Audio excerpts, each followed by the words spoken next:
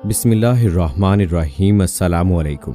दिसंबर के अवाइल की बात है जब महकमा औकाफ ने ज़बरदस्ती मेरी तैनाती शेखुपुरे के अमीर मोहल्ले की जामे मस्जिद से हीरा मंडी लाहौर की एक पुरानी मस्जिद में कर दी। वजह यह थी कि मैंने करीबी इलाके के काउंसलर की मस्जिद के लाउड स्पीकर पे तारीफ करने से इनकार कर दिया था।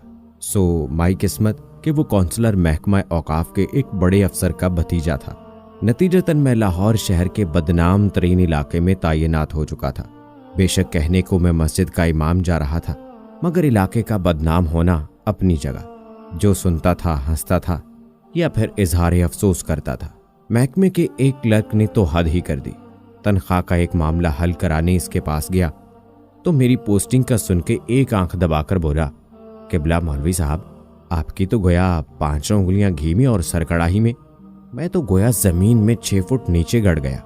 फिर अल्लाह भला करे मेरी बीवी का, जिसने मुझे तसल्ली दी और समझाया कि इमामत ही तो है, किसी भी मस्जिद में सही, और मेरा क्या है। मैं तो वैसे भी घर से निकलना पसंद नहीं करती। पर्दे का कोई मसला नहीं होगा, और फिर हमारे कौन से कोई बच्चे हैं कि इनके बिगड़ने का डर हो। बीवी की बात सुनकर थोड़ा दिल को इत्मीनान हुआ और हमने सामान बांधना शुरू किया। बच्चों का जिक्र छिड़ ही गया तो ये बताता चलूं कि शादी के 22 साल गुजरने के बावजूद अल्लाह ने हमें औलाद जैसी नेमत से महरूम ही रखना मुनासिब समझा था। खैर, अब तो शिकवा शिकायत भी छोड़ चुके थे दोनों मियाँ बीवी। जब किसी का बच्चा देखकर दिल दुखता था तो मैं याद इलाही में दिल लगा लेता और वो भली मानस किसी कोने खुदरे में मुंह देकर कुछ आंसू बहा लेती। सामान बांधकर हम दोनों मियाँ बीवी ने अल्लाह का नाम लिया और लाहौर जाने के लिए एक प्राइवेट बस में सवार हो गए। बादामी बाग अड्डे पे उतरे और हीरा मंडी जाने के लिए सवारी की तलाश शुरू की। एक तांगे वाले ने मुझे पता बताने पर ऊपर से नीचे तलक देखा और फिर बोरके में मलबूस औरत साथ देखकर 40 रुपए के एवज ले जाने की हामी भरी। तांगा चला तो कोचवान ने मेरी नाकस मालूमात में इजाफा ये कहकर किया कि मियाँ जी, जहां आपको जाना है उसे हीरा मंडी नहीं, टिब्बी गली कहते हैं। 15-20 मिनट में हम पहुंच गए। दोपहर का वक्त था, शायद बाजार खुलने का वक्त नहीं था। देखने में तो आम सा मोहल्ला था। वही टूटी फूटी गलियां, मैले कुर्तों के गलीज दामन से नाक पोंछते नंग धड़ंग बच्चे, नालियों में काला पानी और कूड़े के ढेरों पे मुंडलाती बेहिसाब मक्खियां, सब्जियों फलों के ठेले वाले और इनसे बहस करती खिड़कियों से आधी बाहर लटकती औरतें। फर्क था तो सिर्फ इतना कि पान, सिगरेट और फूल वालों की दुकानें कुछ ज्यादा थीं। दुकानें तो बंद थी, मगर इनके नए पुराने बोर्ड असल कारोबार के खबर दे रहे थे। मस्जिद के सामने तांगा क्या रुका, मानो मोहल्ले वालों की ईद हो गई। पता नहीं किन किन कोनों खुदरों से बच्चे और औरतें निकलकर जमा होने लगीं। मिली जुली आवाजों ने आसमान सर पर उठा लिया। अबे नया मौलवी आया है, बीवी भी साथ है, पिछले वाले से तो बेहतर ही होगा। क्या पता लगता है बहन, मर्द का क्या एतबार। हाँ हाँ, सही कहती है तू। दाढ़ी वाला मर्द तो और भी खतरनाक, अजीब तूफान बदतमीज था। मकालमों और फिक्रों से ये मालूम पड़ता था कि जैसे तवाइफों के मोहल्ले में मौलवी नहीं, शुरफा के मोहल्ले में कोई तवाइफ वारिद हुई हो। इससे पहले कि मेरे जब्त का पैमाना लबरेज होता, खुदा खुश रखे गुलाम शबीर को, जो मौलवी साहब करता दौड़ा आया और हजूम को वहां से भगा दिया। पता चला कि मस्जिद का खादिम है और अरसा 25 साल से अपने फराइज मनसबी निहायत मेहनत और दयानतदारी से अदा कर रहा था।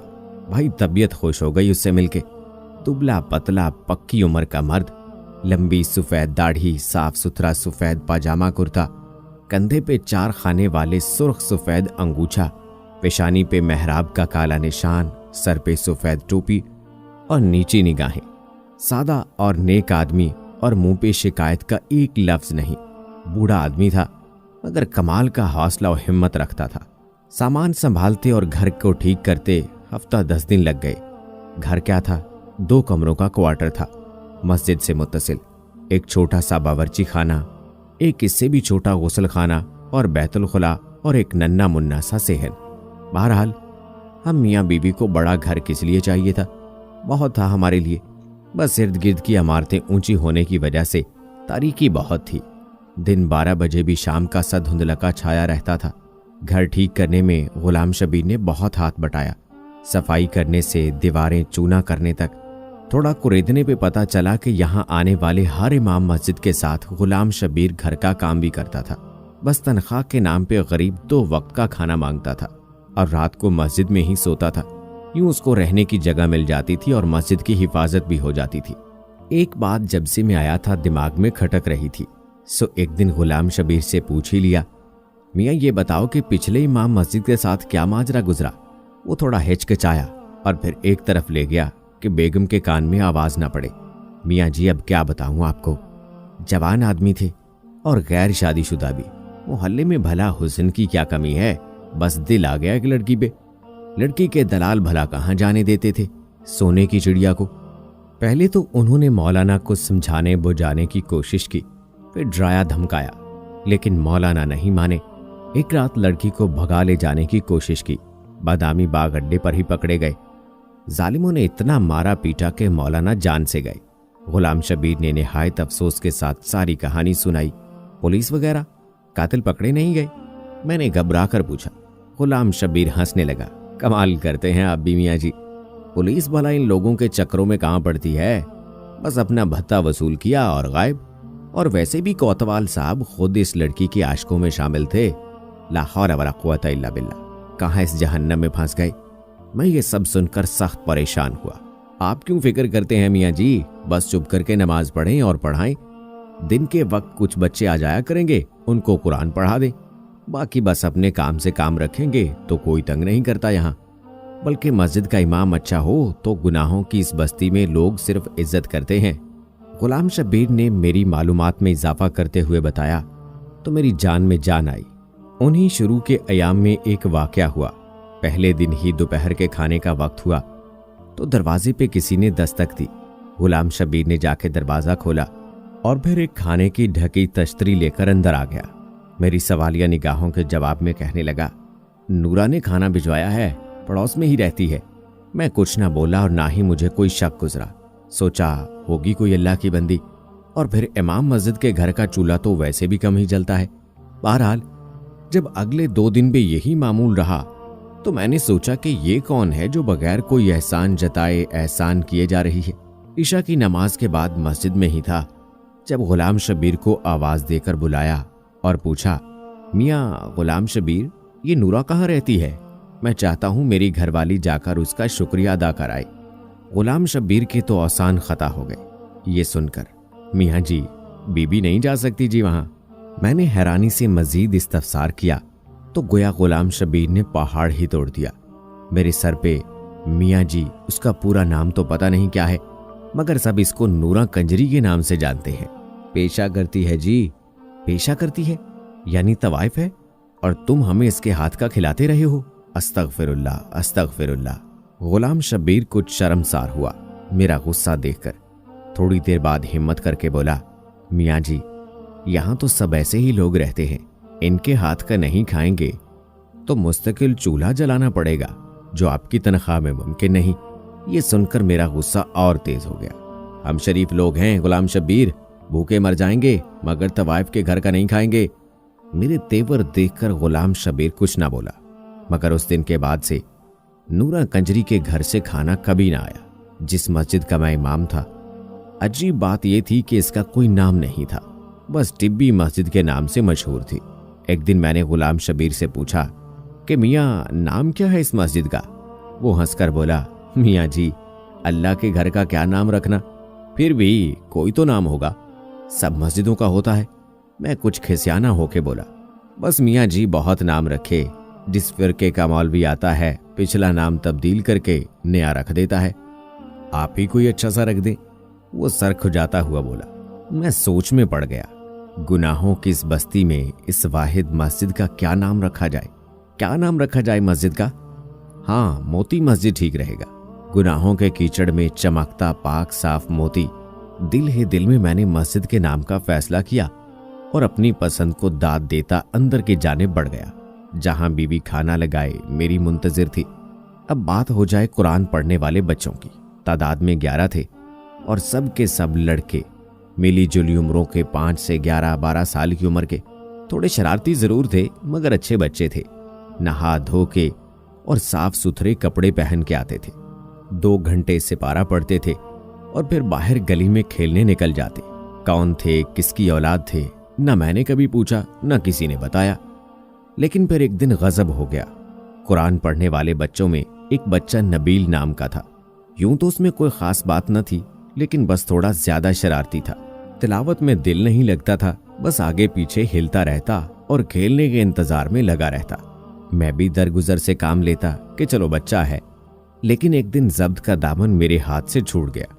उस दिन सुबह ही से मेरे सर में एक अजीब दर्द था। गुलाम शबीर से मालिश कराई, पैनाडोल की 2 गोलियां भी खाई, मगर दर्द जोर आवर बैल की मानित सर में चंघाड़ता रहा। दर्द के बावजूद और गुलाम शबीर के बहुत मना करने पर भी मैंने बच्चों का नागा नहीं किया। नबील भी उस दिन मामूल से कुछ ज्यादा ही शरारतें कर रहा था, कभी एक को छेड़ कभी दूसरे को। जब उसकी हरकतें हद से बढ़ गईं तो यकायक मेरे दिमाग पर गुस्से का भूत सवार हो गया और मैंने पास रखी लकड़ी की रेहल उठाकर नबील के दे मारी। मैंने निशाना तो कमर का लिया था, मगर खुदा का करना ऐसा हुआ कि रेहल बच्चे की पेशानी पर जा लगी। खून बहता देखकर मुझे मेरे सर का दर्द भूल गया और मैंने घबराकर गुलाम शबीर को आवाज दी। वो गरीब भागता हुआ आया और बच्चे को उठा के पास वाले डॉक्टर के क्लिनिक पर ले गया। खुदा का शुक्र हुआ कि चोट गहरी नहीं लगी थी। मरहम पट्टी से काम चल गया और टांके ना लगे। खैर, बाकी बच्चों को फारिग करके मस्जिद के दरवाजे पे पहुंचा ही था कि चादर में लिपटी एक औरत ने मुझे आवाज देकर रोक लिया। मैंने देखा कि वो औरत दहलीज पे खड़ी मस्जिद के दरवाजे से लिपटी रो रही थी। 40-45 का सन होगा, मामूली शक्ल सूरत, सांवला रंग और चेहरे पे पुरानी चेचक के गहरे दाग, आंसुओं में डूबी आंखें और गालों पे बहता काला सुरमा। जेवर के नाम पे कानों में लटकती सोने की हल्की सी बालियां और नाक में चमकता सस्ता सुर्ख रंग का लौक। चादर भी सस्ती मगर साफ सुथरी और पांव में हवाई चप्पल।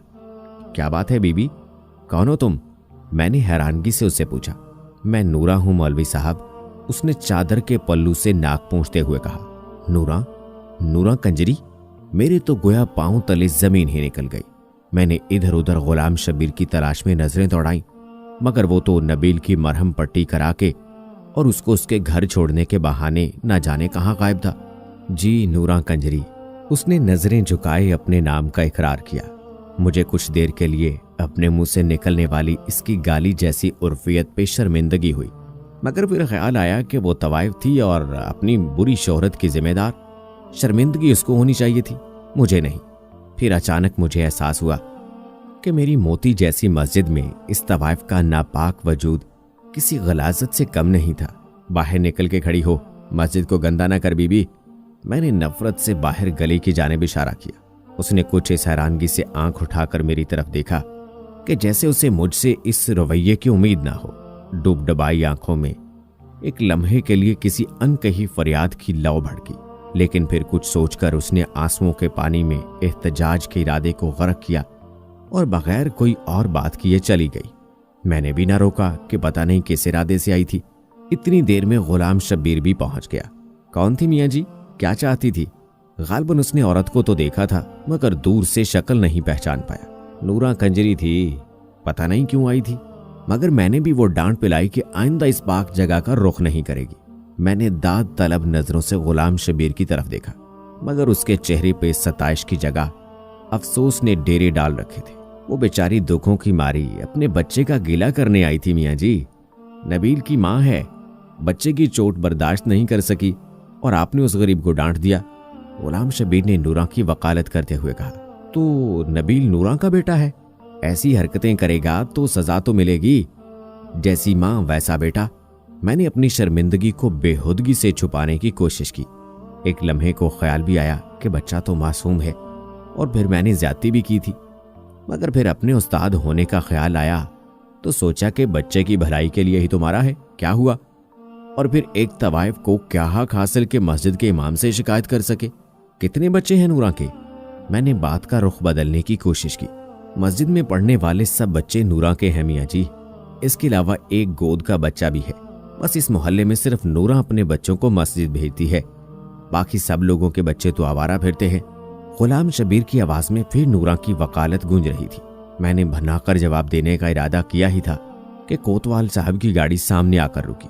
खुद तो पता नहीं कैसा आदमी था, मगर बीवी बहुत नेक थी। हर दूसरे तीसरे रोज खत्म के नाम पर कुछ ना कुछ मीठा भिजवा देती थी।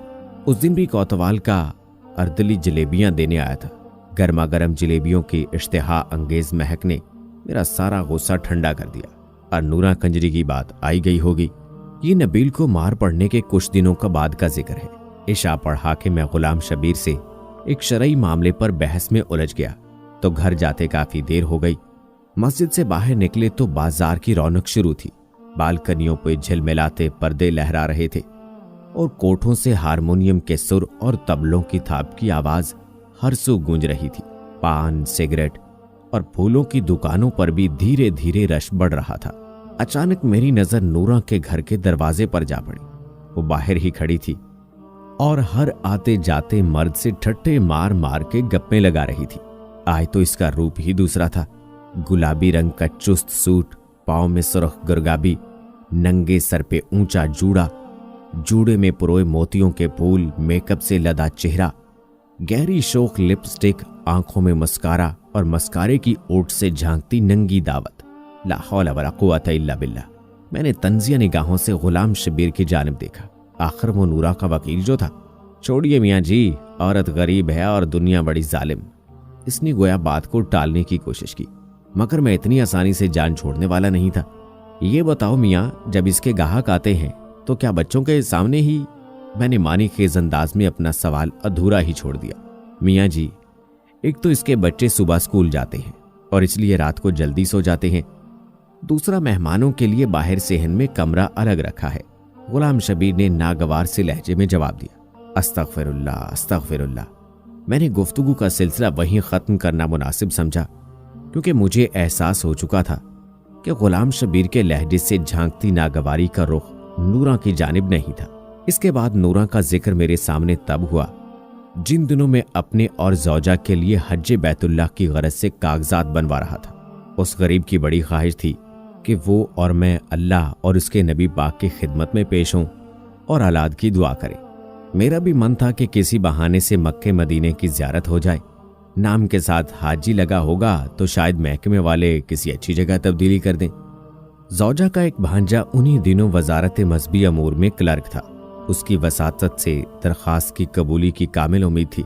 कागजात फाइल में इकट्ठे किए ही थे कि गुलाम शबीर हाथ में कुछ और कागजात उठाए पहुंच गया। मियाँ जी, एक काम था आपसे, इजाजत दें तो अर्ज करूं? उसने हिचकिचाते हुए कहा। हाँ हाँ मियाँ, क्यों नहीं, क्या बात है? मैंने दाढ़ी के बालों में उंगलियों से कंघी करते हुए उसको बैठने का इशारा किया। मियाँ जी, आपकी तो वजारत में वाकफियत है, एक और हज की दरख्वास्त भी जमा करा दें।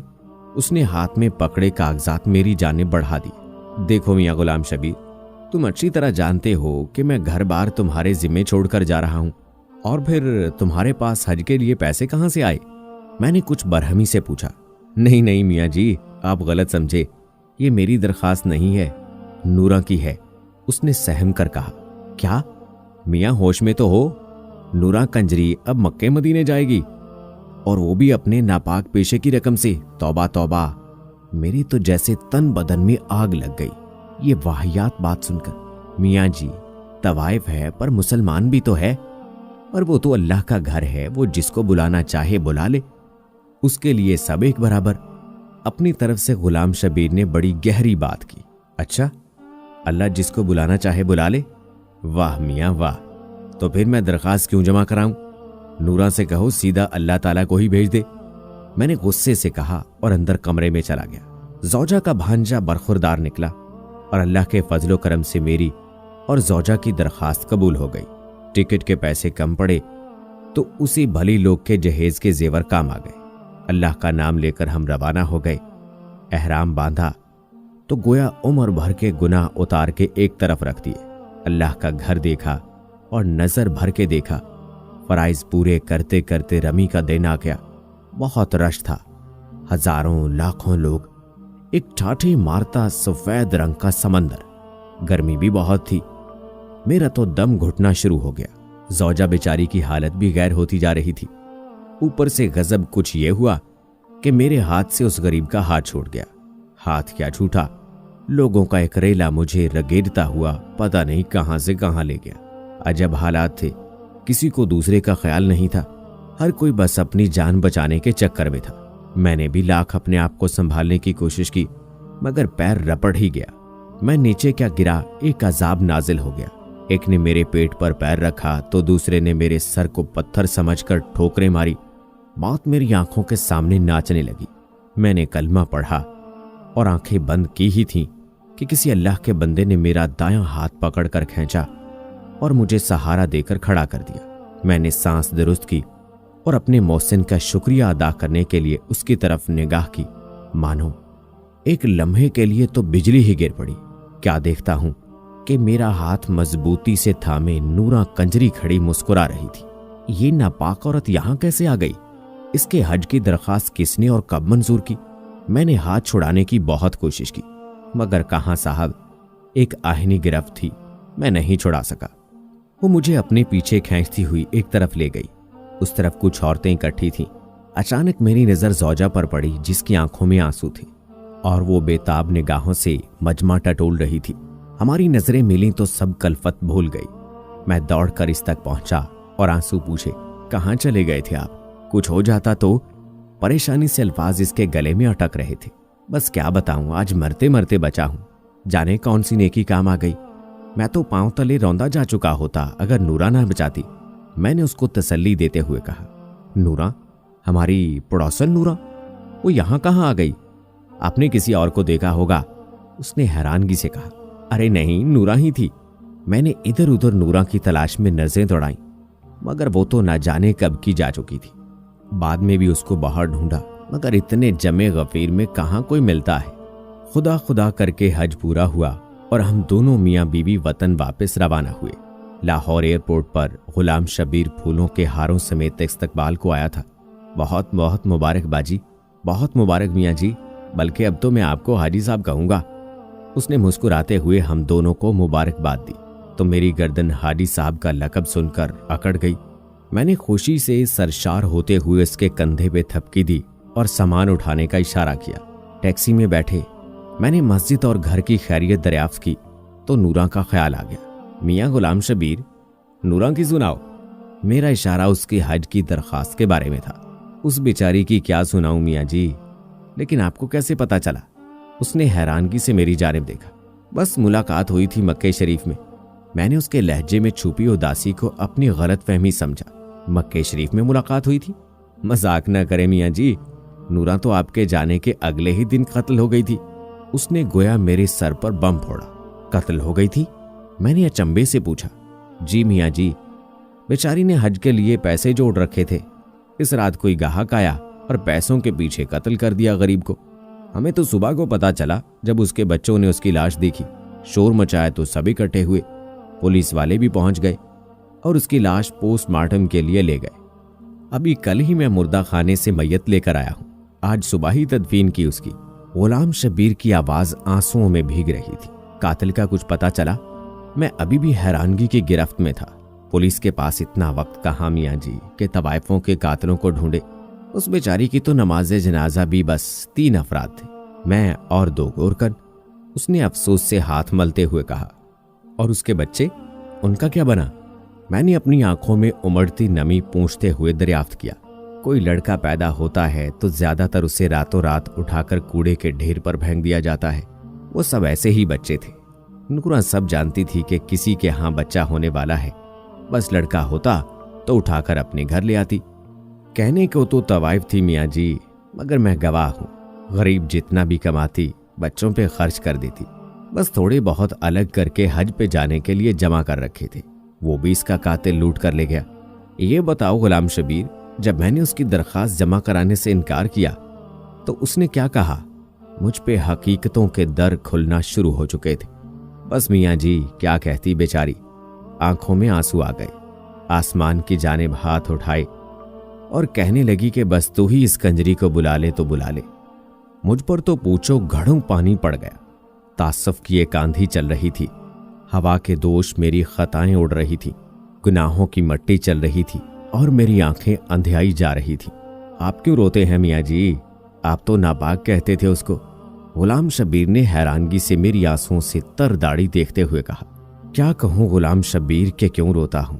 वो नापाक नहीं थी, नापाक तो हम हैं। जो दूसरों की नापाकी का फैसला करते फिरते हैं। नूरा तो अल्लाह की बंदी थी। अल्लाह ने अपने घर बुला लिया। मेरी नदामत भरी हिचकियां बंद होने का नाम नहीं ले रही थी और गुलाम शबीर ना समझते हुए मुझे तसल्ली देता रहा। टैक्सी मोहल्ले में दाखिल हुई और मस्जिद के सामने खड़ी हो गई। उतरा ही था कि नूरा के दरवाजे पर नजर पड़ी। एक हजूम इकट्ठा था वहां। क्या बात है गुलाम शबीर, लोग अब क्यों इकट्ठे हैं? मियां जी, मेरे ख्याल में पुलिस वाले ईदी सेंटर वालों को लेकर आए हैं। वही लोग बच्चों को ले जाएंगे। इन गरीबों की कोई देखभाल करने वाला नहीं है ना? गुलाम शबीर ने कुछ सोचते हुए कहा। मैंने जोजा का हाथ पकड़ा और गुलाम शबीर को पीछे आने का इशारा करते हुए नूरा के दरवाजे की जानिब बढ़ गया। कहाँ चले मियां जी? गुलाम शबीर ने हैरानगी से पूछा। नूरा के बच्चों को लेने जा रहा हूं। आज से वो मेरे बच्चे हैं। और हां, मस्जिद का नाम मैंने सोच लिया। आज से इसका नाम नूर मस्जिद होगा।